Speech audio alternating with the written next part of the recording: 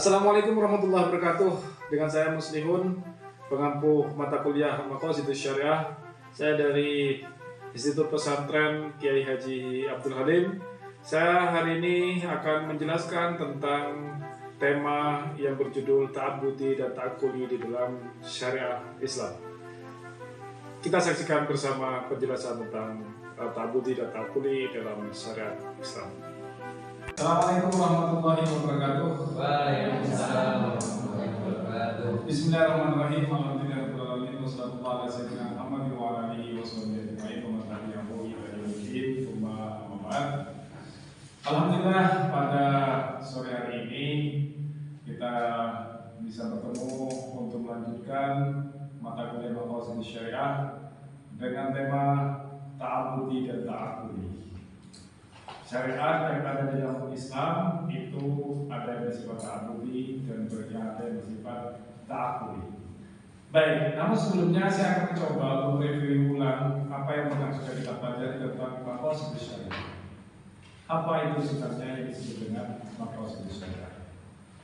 Teman-teman sekalian, untuk mengawali hal tersebut akan saya bertanyakan terlebih dahulu apa itu Maqasidus Syariah, lalu kemudian saya akan melanjutkan materi tentang Maqasidus Syariah, pembahasan mengenai ta'abbudi dan ta'akkuli.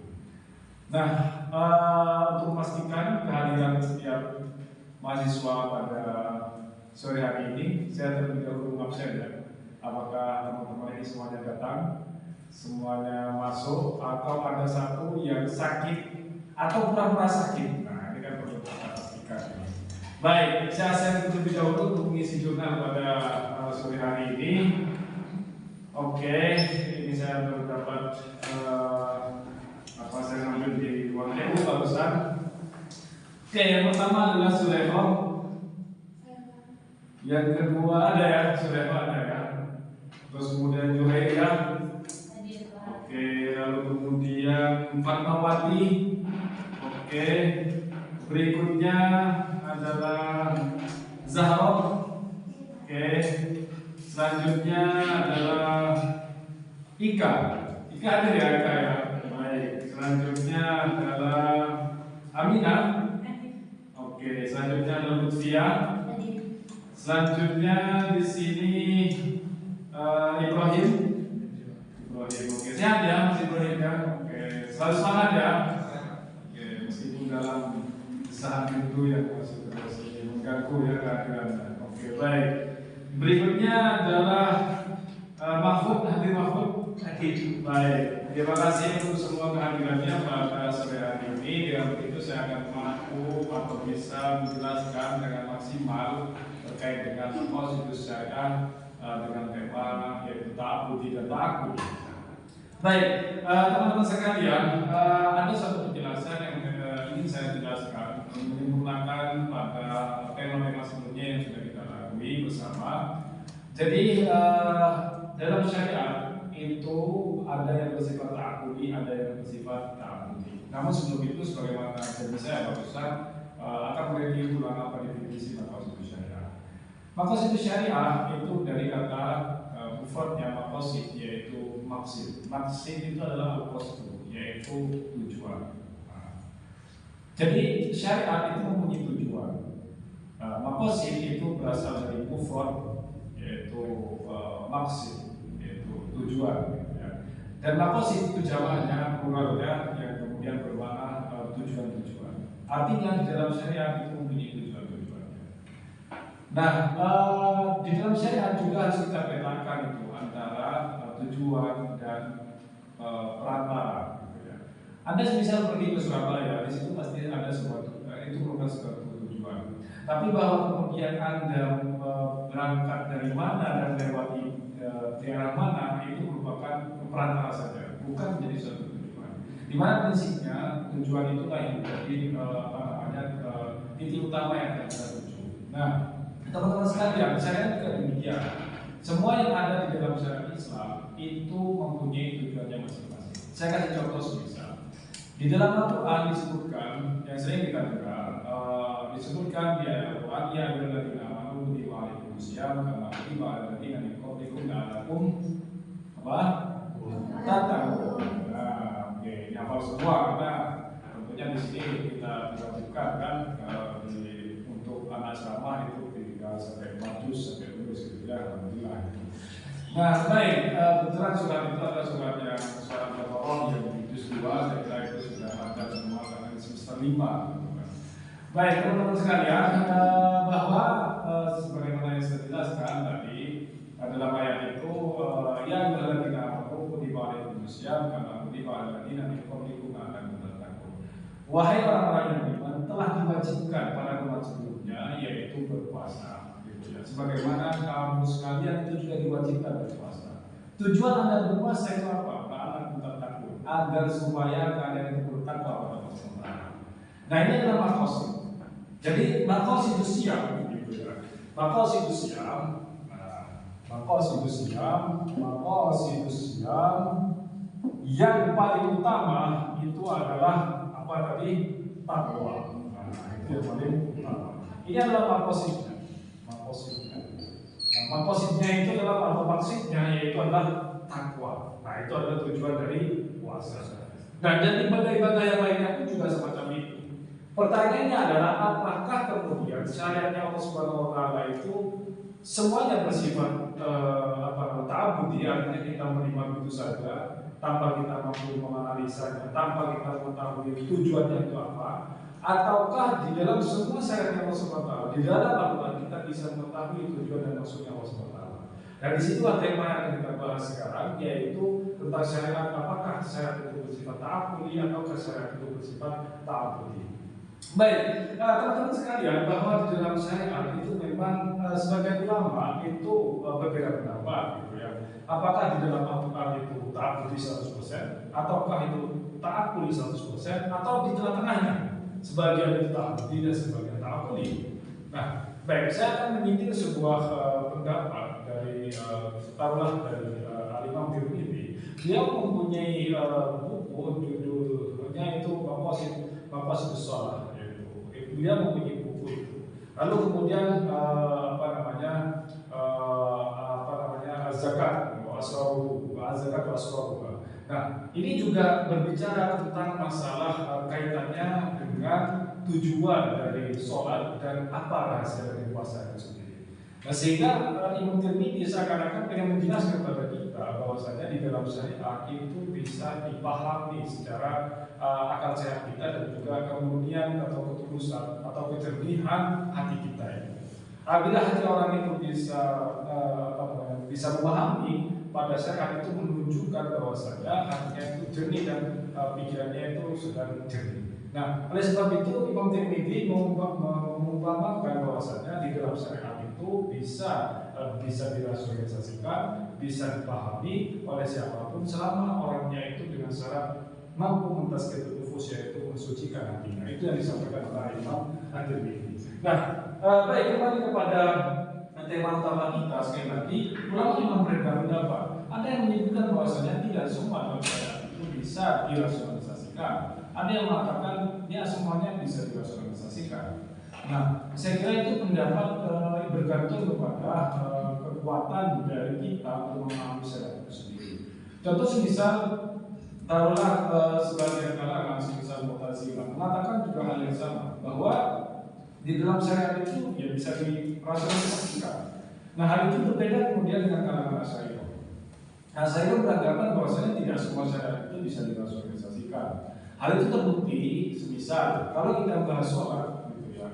Sholat kenapa kok maghrib itu 3 rakaat, gitu ya. Dan kenapa kok subuh itu 2 rakaat, gitu. Tidak kan kemudian kalau subuh kan masih bergigit tangan, sel kita kan baru berubah, gitu kan, baru digantikan dan kita lebih bersemangat gitu. Seharusnya kan 4 rakaat dibanding zuhur yang sudah kita kecapean misalnya.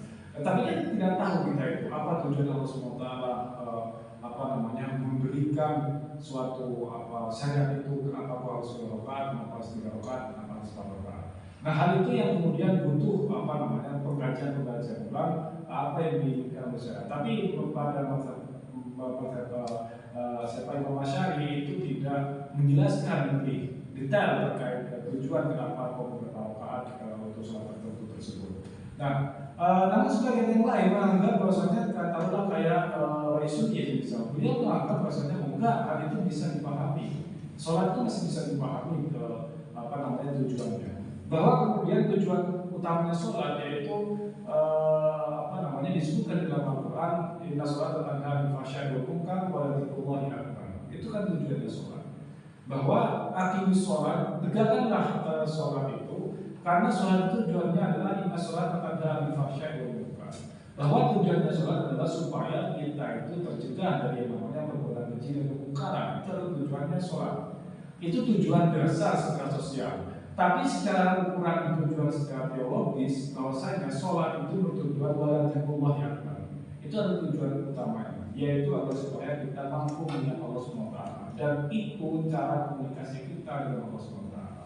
Baik, sehingga dapat disimpulkan teman-teman sekalian bahwa ulama yang berbeda pendapat apakah kemudian di dalam syariat itu betul-betul bisa dirasionalisasikan atau tidak. Ala kulli hal, dari semua pendapat ulama, selama kita itu mampu untuk memahami syariat itu dengan jernih, maka di saat itulah kemudian kita itu mempunyai kekuatan untuk memahami syariat, tujuan dari syariat, dan dibutuhkannya untuk apa syariat itu sendiri. Karena yang jelas syariat itu diturunkan untuk kemaslahatan manusia, baik itu di dunia dan untuk di akhirat kelak, ketika itu menjadi balasan kita pada apa yang kita kerjakan di dunia ini.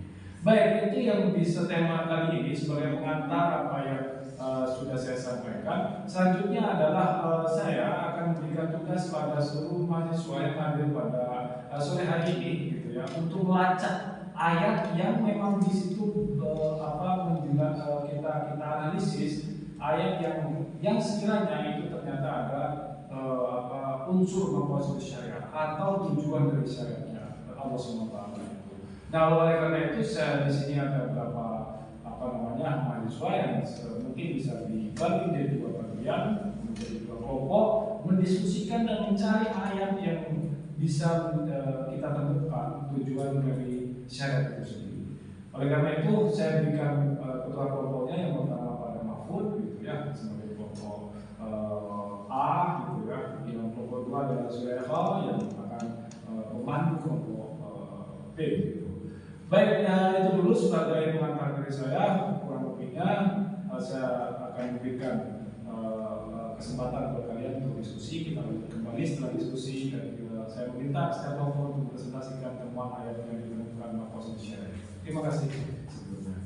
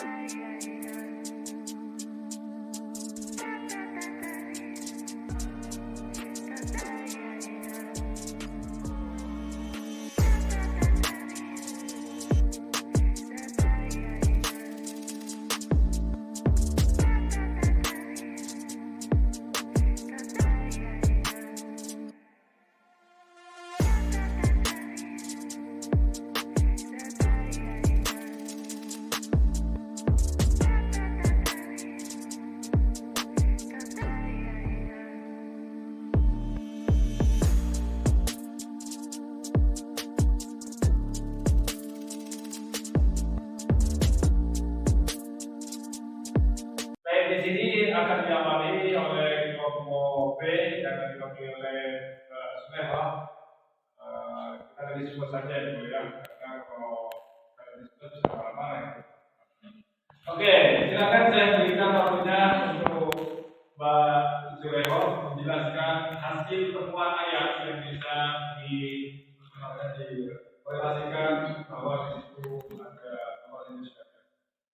Baik, silakan. Assalamualaikum warahmatullahi wabarakatuh.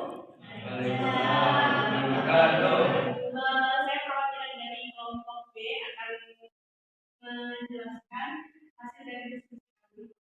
Oke. Jadi kita tadi kan mencari tujuan dari ayat ya. Kita mengambil ayat tentang hibah yang bunyinya ya ayyuhalladzina amanu la ulur riba akan mudha'afah wa taqullaha la'allakum tuflihun.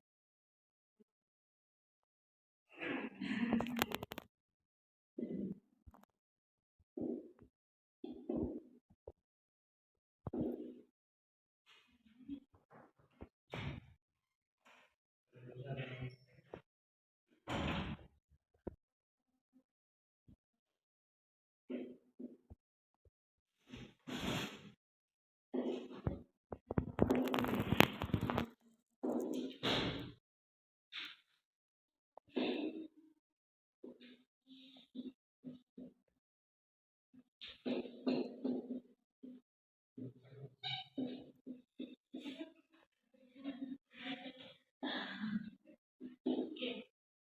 Jadi di sini beritanya apa? Riba ya. Nah, tak sumber riba. Kan? Iya. Tak sumber apa? Jangan memakan Jangan makanan. Jangan memakan. Tujuannya apa? Lakum. Jadi tujuannya ya agar kamu beruntung. Jadi orang yang riba berarti orang yang jadi itu saja yang bisa kami sampaikan. Terima kasih. Wassalamualaikum warahmatullahi wabarakatuh. Waalaikumsalam. Assalamualaikum warahmatullahi wabarakatuh. Assalamualaikum. Oke, ya tadi nama itu tak perlu riba tanpa mudha'afah. Lalu ayatnya wattaqullaha la'allakum tuflihun. Nah, di situ ada apa namanya, ada unsur sosial dan di situ juga ada unsur teologisnya. Ya tadi nama itu wahai orang-orang yang beriman dan tak perlu riba. Karena kalian itu makan harta apa yang itu bersifatnya riba. Artinya kita ya tidak boleh kemudian apa namanya makan harta riba yang itu bisa apa namanya istighfar. Istighfar itu artinya adalah bagaimana terjadi ketika kita itu memperoleh orang lain. Poin riba itu di situ. Jadi kenapa kalau riba itu tidak boleh dikatakan di situ ada unsur di mana seorang itu akan apa namanya akan di apa namanya dizalimi, ada apa tersakiti dan sebagainya, terus terkena beban dan sebagainya. Nah, oleh sebab itu di situ adalah wattaqullah, dan bertakwa kepada Allah. Artinya kita itu disuruh menunjukkan bahwasanya Allah suruh kita kita larang dalam channel itu menunjukkan suatu tujuannya adalah agar supaya kalian itu sukses. Nah, kalau kalian itu memaksakan diri untuk makan harta riba, kita itu akan mengundang karena tidak ada kesesatannya sama sekali. Itulah masalah yang besar dan tidak ada masalah. Jika ada itu apa? Itulah masalah syariat dalam dari dunia maupun di baik, itu ayat yang pertama, yaitu ayat tentang riba. Untuk berikutnya akan saya berikan kepada kelompok A yang akan diwakili oleh Mahfud. Maka silakan kepada Mahfud temuan ayatnya yang sekiranya di situ ada unsur yang bisa dijelaskan tentang. Silakan. Oke, baik. Mungkin saya memaparkannya tanpa papan tulis ya. Baik. Karena biar lebih efektif gitu.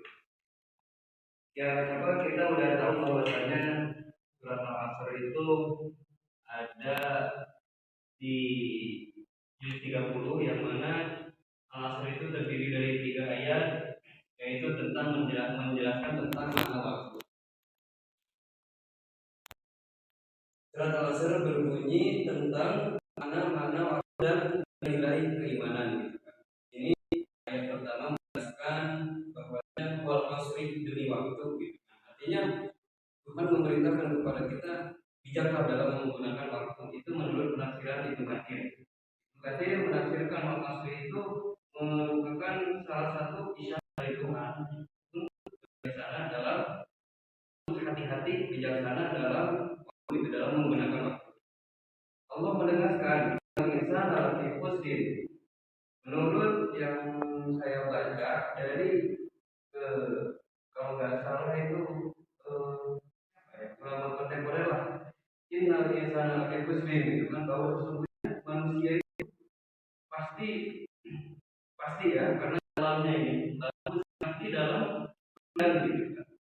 Bagi siapa gitu kan, illa ladzina amanu, kecuali buat orang yang beriman. Berimannya yang seperti apa? Wa amilus sholihat gitu. Yang mana orang itu mengerjakan amal soleh, watawasau bil haqqi, saling ngasih tahu gitu kan, saling membantu dalam kebaikan, watawasau bis sabr, dan saling menyabarkan gitu kan. Dan itu salah satu tuntutan syariah, bahwasanya kita harus mengerjakan amal soleh, kita harus saling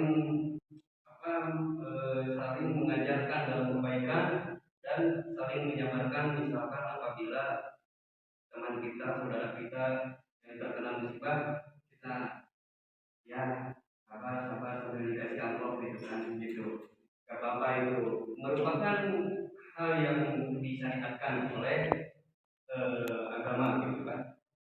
Baik, itu mungkin yang bisa saya sampaikan, kurang lebihnya mohon maaf. Assalamualaikum warahmatullahi wabarakatuh. Waalaikumsalam. Baik, terima kasih teman-teman sekalian. Pada pertemuan kali ini kita akhiri dengan membaca doa. Semoga ilmu kita bermanfaat dan barokah. Al-Fatihah.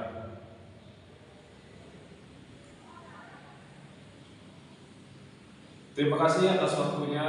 Semoga ilmu kita bermanfaat semuanya, dan kita akan lanjutkan pada pertemuan minggu mendatang dengan tema yaitu qot'i dan tod'i di dalam syariat menurut tinjauan konsep syariat.